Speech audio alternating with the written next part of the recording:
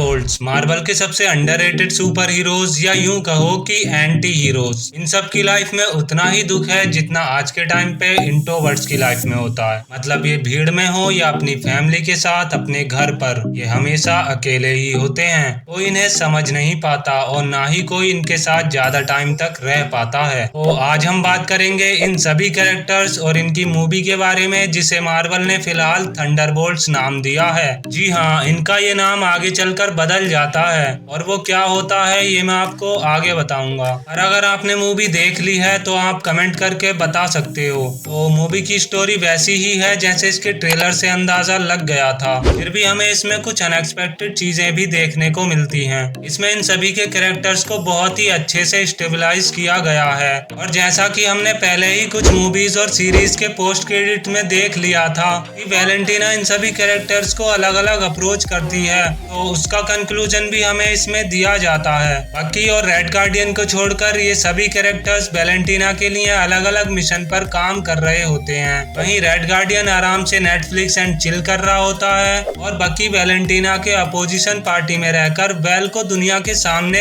Expose करने की कोशिश करता है, क्योंकि वो जानता है कि वो कुछ तो गलत कर रही है। वेल के पास बेशुमार दौलत है जिससे उसने स्टार्क टावर, जो बाद में अवेंजर्स टावर बन गया था, उसे खरीदकर अपना वॉच टावर बना लिया है और उसके पास कई अलग अलग जगह पर एक्सपेरिमेंटल क्वार्टर्स भी हैं। लेकिन फिर भी वो टोनी स्टार्क से ज्यादा अमीर तो नहीं है। फिर वैलेंटीना इन सभी को एक दूसरे को मारने का ही मिशन दे देती है और ये बात इन्हें तब पता चलती है जब ये वहाँ बुरी तरह से फंस जाते हैं। इन सभी का मीटअप सीन बहुत अच्छा लगता है, काफी हिलेरियस है और यहाँ हमें इन सभी के कुछ फाइटिंग स्किल्स भी देखने को मिलते हैं। स्पेशली वो नाइफ वाला सीन जो ट्रेलर में दिखा दिया था, वो फाइट के बीच में काफी कूल लगता है। फिर इन्हें वहाँ एक और बंदा मिलता है जिसका नाम होता है बॉब।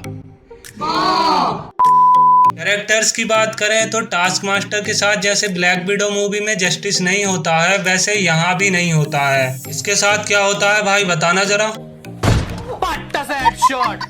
पर ऐसा सिर्फ इसी के साथ होता है, बाकी कैरेक्टर्स को यहाँ बहुत ही अच्छे से प्रेजेंट किया है। ये मूवी सबसे ज्यादा येलेना के कैरेक्टर पर फोकस करती है और स्टार्टिंग में ही हमें येलेना के वॉइस टोन में ही ये बता दिया जाता है कि वो अपनी लाइफ में बहुत अकेली है, उसे बहुत खालीपन सा लगता है और वो अपने काम से बिल्कुल भी खुश नहीं है और वो ये काम अब छोड़ना चाहती है। जैसा रियल लाइफ में बहुत से प्राइवेट जॉब करने वालों को लगता है, वैसा ही इसे लगता है। बेसिकली ये अब गुमनामी की लाइफ नहीं जीना चाहती है। वहीं बकी पॉलिटिक्स में आ तो गया है, लेकिन वो अब भी सीख रहा है और कहीं ना कहीं वो अपनी लाइफ में थोड़ा एक्शन चाहता है। इसके साथ ही एक न्यू कैरेक्टर भी दिखाई जाती है और इसे देखकर आपको शैरन कार्टर की याद आएगी। और जैसे स्टीव और शैरन के बीच में रिलेशन था, वैसा ही कुछ कुछ बकी और इसके बीच में भी लगता है। पर नहीं, जैसा तुम सोच रहे हो वैसा कुछ नहीं होने वाला है, क्योंकि बकी के हिसाब से ये बस एक छोटी बच्ची है। होस्ट भी यहाँ एंटमैन मूवी से ज्यादा शाइन करती है। इसके बारे में ज्यादा बात तो नहीं होती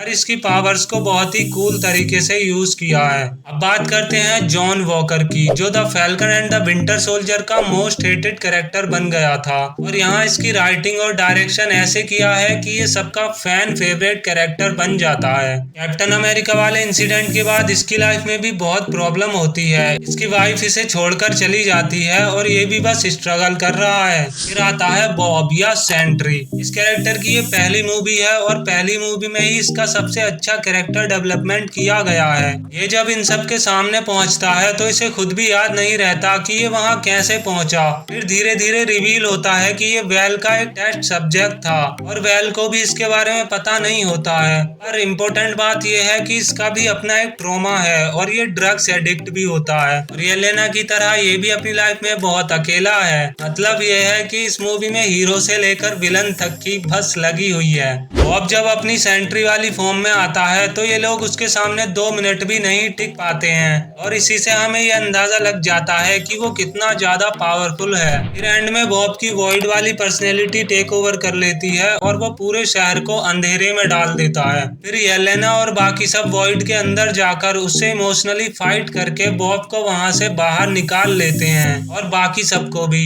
और फिर जब ये वैलेंटीना को पकड़ने जाते हैं तो वो इनसे बचने के लिए एक एक स्मार्ट मूव खेलती है और पर्दे के पीछे बैठे सभी रिपोर्टर्स के सामने इन सभी को as the new Avengers announce कर देती है। तो इस तरह ये थंडरबोल्ट से न्यू एवेंजर्स बन जाते हैं। इस मूवी के लास्ट में एक मिड क्रेडिट और एक पोस्ट क्रेडिट सीन भी है जो इसे एवेंजर्स, डूम्सडे और फैंटास्टिक फोर से जोड़ देता है। आपको मूवी में क्या अच्छा लगा और क्या बुरा लगा ये कमेंट में बता देना और वीडियो को लाइक करके चैनल को सब्सक्राइब भी कर लेना।